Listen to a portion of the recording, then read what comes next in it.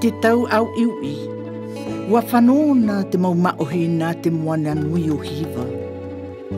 E ti pae era e te mau whenua. Hau i te nehenhe o te moana patifita patoa. Tō tātou whenua, puro tu i ore e te hau. Puna ora e te more ore. Vai taha anoa mai tōna una, te maura au tunu, te mau a teitei, te mau tupara apope hau maru, te mau whaahe e uri. Pare haa pūr aura no te mau I tunu o te natura. Te tainawe o te mau manu, e pene I te vavā o te mau ana vaiti. Bonsoir à tous, merci de nous rejoindre sur TNTV, la première chaîne du Fénois pour un nouvel épisode du JT Vert, votre émission consacrée à la protection de l'environnement et au développement durable. Très heureux de vous retrouver pour notre rendez-vous hebdomadaire, même avec l'allègement des consignes sanitaires, restez prudents, surtout faites attention à vous et à tous ceux que vous aimez. Juste après le générique, je vous propose de nous accompagner dans notre déplacement aux Marquises à la découverte d'une île pas comme les autres, Wahuka. L'occasion de parler de nos trésors. On voit tout cela juste après. À tout de suite.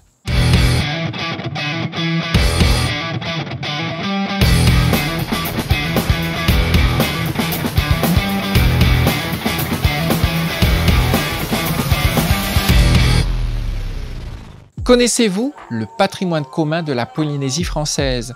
Introduit dans notre Code de l'environnement à l'occasion de sa réforme en décembre 2017, il regroupe les espaces, ressources et milieux naturels, les sites et paysages, la qualité de l'air, de l'eau et des sols, les espèces animales et végétales, les écosystèmes et les services qu'ils procurent, la diversité et les équilibres biologiques auxquels ils participent. Bref, le patrimoine commun regroupe tout ce qui nous entoure, qu'il soit extraordinaire ou ordinaire, et qui peut désormais faire l'objet d'une protection. Et que se passe-t-il en cas d'infraction? Pour protéger notre patrimoine commun, le gouvernement a également introduit la notion de préjudice écologique. Il s'agit de défendre la nature, les éléments qui la composent et les services qu'elle procure contre toute atteinte. En résumé, notre Code de l'environnement a attribué des droits à la nature et elle peut demander réparation devant les tribunaux. Cela veut-il dire que nous ne pouvons plus rien faire? Non. Cela veut dire que chacune de nos actions a des conséquences et que nous devons agir dans le respect de l'héritage que nous allons transmettre à nos enfants. Bonne émission. Regardez cette femme. Comme elle a l'air bien, tranquillement installée, une petite couverture sur les genoux. Eh bien, cette femme, elle fait partie de la biodiversité. La biodiversité, c'est le tissu vivant de notre planète. Ce sont les animaux, les végétaux, les champignons et les micro-organismes invisibles à l'œil nu que l'on peut même trouver dans nos intestins. La biodiversité, c'est 2 millions d'espèces découvertes et il pourrait y en avoir 4 fois plus. Mais c'est aussi les océans, les forêts, les prairies.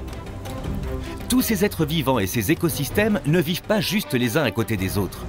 Ils vivent en interconnexion. Chacun tisse avec l'autre des relations de toutes sortes. De la prédation, bien sûr, mais aussi de la coopération et de l'entraide. Malheureusement, les humains font parfois du mal à la biodiversité. Ils détruisent ses habitats naturels. Ils surexploitent ses ressources, ils la polluent. Ils introduisent des espèces exotiques envahissantes. Ils sont à l'origine des dérèglements climatiques actuels. Heureusement, les humains sont aussi des animaux intelligents qui apprennent de leurs erreurs et essayent de les réparer du mieux possible.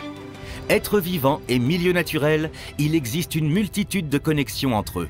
Et ce sont ces liens qui nous unissent tous, qui font notre biodiversité, qui font la vie. Au début du mois de novembre l'année dernière, j'ai eu le privilège de me déplacer sur l'île de Wahuka. Et j'ai conscience de la chance que j'ai eue de pouvoir visiter l'un des derniers paradis sur Terre. Lorsque je suis arrivé sur l'île, j'ai été accueilli par une terre asséchée par des mois sans eau. J'ai longé sa côte découpée et abrupte que les vagues prennent d'assaut même par temps clément. Mais c'est aussi l'île aux oiseaux, qu'ils soient marins ou terrestres, ordinaires ou extraordinaires, ils foisonnent, grouillent de vie, faisant oublier quelques instants la menace qu'ils pèsent sur leur existence. Avec l'association Vaikua, j'ai pris conscience de la chance de pouvoir admirer Wahuka encore préservé. Sur les quais, Dora et Tip font un travail extraordinaire pour préserver l'île de l'arrivée du rat noir. Dans les vallées et sur les montagnes, les bénévoles et les volontaires arrachent régulièrement les plantes envahissantes qui ont réussi à arriver. C'est un travail ingrat et de longue haleine. C'est surtout l'engagement d'une vie pour les générations futures qui auront la chance de vivre sur Wahuka.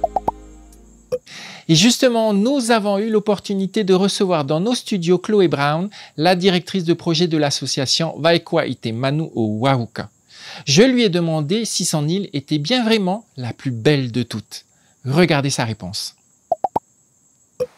On dira que je ne suis pas très objective, mais pour moi, c'est quand même l'île la plus belle, à mes yeux. Parce que je trouve qu'elle allie vraiment tout. Ce côté, comme tu dis, hyper sec. Et puis tout d'un coup, tu passes dans une forêt hyper dense, hyper riche, hyper abondante. Tu as la mer aussi qui regorge d'espèces endémiques, les dauphins, les raimentas, que je pense que vous avez pu aussi observer. Et puis il y a des baies aussi qui sont inhabitées, mais qui sont les vestiges d'un ancien temps, des anciens habitats des premiers Marquisiens, des premiers Tamainana. Pour moi, Wahuka, elle est belle parce qu'elle est authentique, parce qu'il y a énormément de choses qu'on a encore aujourd'hui, qu'on a réussi à préserver. Elle est restée comme elle était depuis toujours, quoi. Il y a tellement de choses à découvrir, quoi. Tu peux aller à cheval, tu peux aller voir les oiseaux, tu peux aller visiter des criques, tu peux aller voir les pétroglyphes, voilà.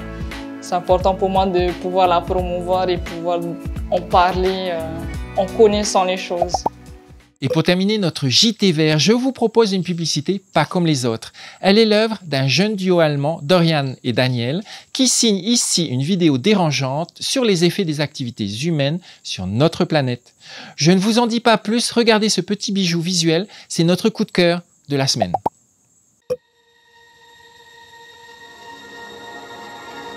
I see trees of green, red roses too. I see them bloom for me and you. And I think to myself, what a wonderful world.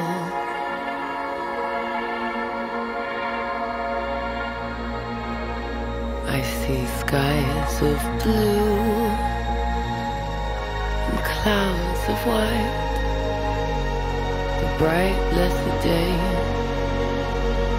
the dark sacred night. And I think to myself, what a wonderful world.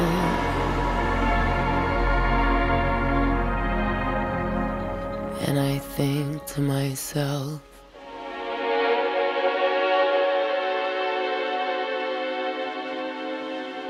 what a wonderful world. Voilà les amis, le JT Vert est maintenant terminé. Nous espérons que vous avez passé un bon moment avec nous. Vous pourrez retrouver notre émission sur le replay de TNTV ainsi que sur les réseaux sociaux du JT Vert.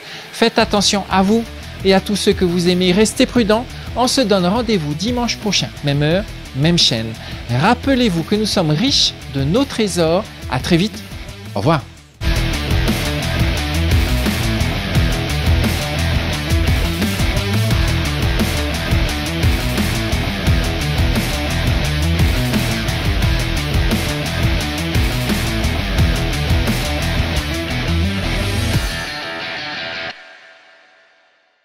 Prochainement, dans le JT Vert, nous sommes toujours à Wahuka.